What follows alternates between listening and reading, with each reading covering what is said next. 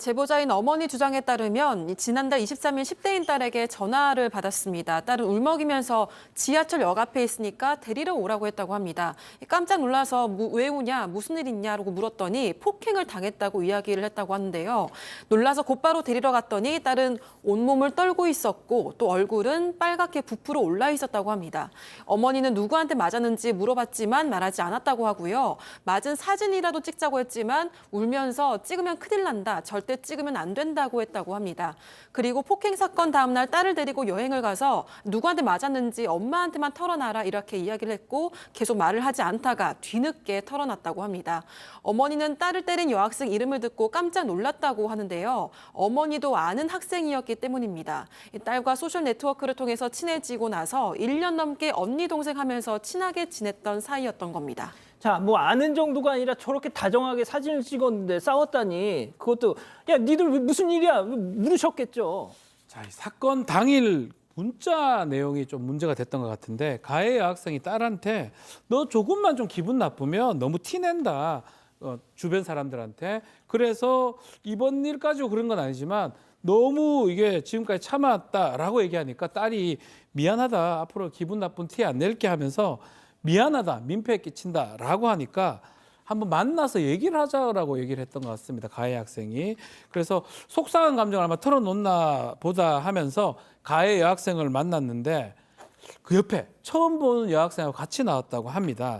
근데 문제는 수원에 있는 여기 작은 한 건물의 주차장으로 들어가서 무릎을 꿇으라고 하고 뺨으로 수차례 때리기도 하고 발로 걷어찼다고 합니다. 특히 처음 보는 또 다른 여학생은 이 옆에서 촬영을 했고요.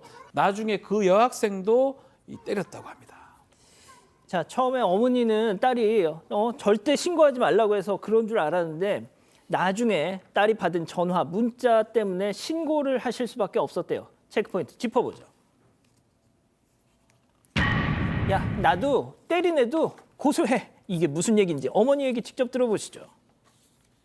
둘이 사이가 싸워서 사이가 안 좋아졌대요. 나도 고소를 해도 되니까 때린 애도 고소를 해라 이러면서 처음에 사진을 보내와가지고 봤어요. 지금 아버님 전화가 있어요. 내가 전화를 했어요.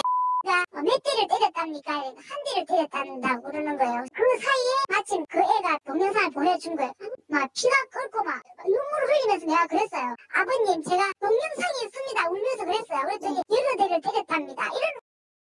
자, 양 변호사님 이게 무슨 얘기예요? 일단 어떻게 된 거냐고 하면 지금 폭행한 여학생이 있고 촬영했던 여학생이 있잖아요. 그 촬영했던 여학생이 이 영상하고 맞은 그 때렸던 사진을 이 피해 학생에게 보냈던 겁니다. 취지는 뭐였냐면 나 그 때린 애랑 사이가 안 좋았으니까 나도 고소당해도 상관없으니까 영상을 가지고 고소해라라고 지금 보냈다라는 겁니다. 자기들끼리 사이가 벌어졌군요. 네, 그 증거를 그러니까 그 내용을 보니까 사실 뭐 고소가 중요한 게 아니라 어머님은 얼마나 큰 충격을 받았겠어요. 그래서 마침 그 때린 학생의 아버님도 아는 사이였기 때문에 전화를 걸어서 가해 학생 아버지한테 말을 했답니다. 그러니까 가해 학생 아버지가 처음에는 죄송하고 자식 교육 잘못 시켰다. 당연한 얘기를 한 거죠. 그래서 혹시 그 폭행한 거 영상 아버지도 가지고 계시냐라고 했더니 영상은 자기는 없다, 못 봤다라고 하더라고요. 그래서 그 때리는 따님한테 우리 딸 얼마나 때렸는지 좀 물어봐 달라고 그러니까 한 대 때렸다고 하더랍니다. 그 여학생이 그랬겠죠. 근데 어머니가 너무 기가 막혀서 아니 한 대 때렸는데 이렇게 온몸이 멍이 드냐고 그러니까 글쎄 딸은 계속해서 한 대 때렸다라고 얘기를 했다라는 거예요. 하지만 전화 통화하는 중간에 저 영상을 이제 그 맞은 딸이 보여줬고 아버님이 영상이 있습니다라고 하니까 그제서야 여러 대 때렸다라고 그렇게 털어놨답니다. 자, 그러면 그 영상 좀 보고 가시죠.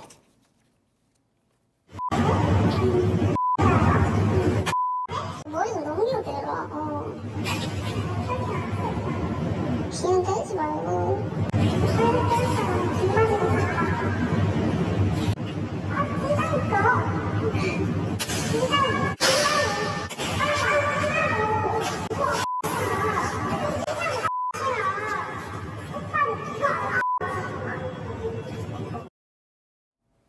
자, 지금 보신 것처럼 머리카락이 거치적거리니까 지가 비껴주면서 때립니다.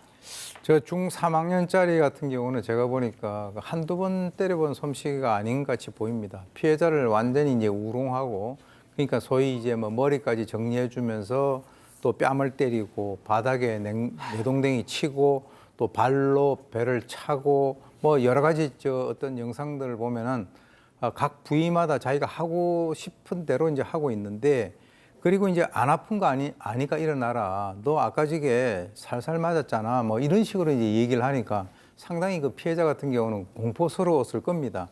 그런데 이제 저런 모습을 이제 부모가 이렇게 봤을 때 반항도 하지 못하고 일방적으로 맞는 모습을 보고 그 부모는 뭐 피가 아마 거꾸로 솟았을 것 같은데, 그래서 이제 이 가해자의 아버지에게 이제 그 전화를 해서 도대체 어떻게 된 거냐라고 하니까 내가 내 딸한테 들은 얘기에 의하면 서로 친하게 지냈는데 다른 사람하고 친하게 지내는 모습이 싫어서 옥신각신하는 그 과정에서 의견이 안 맞아서 폭행을 한 것 같다.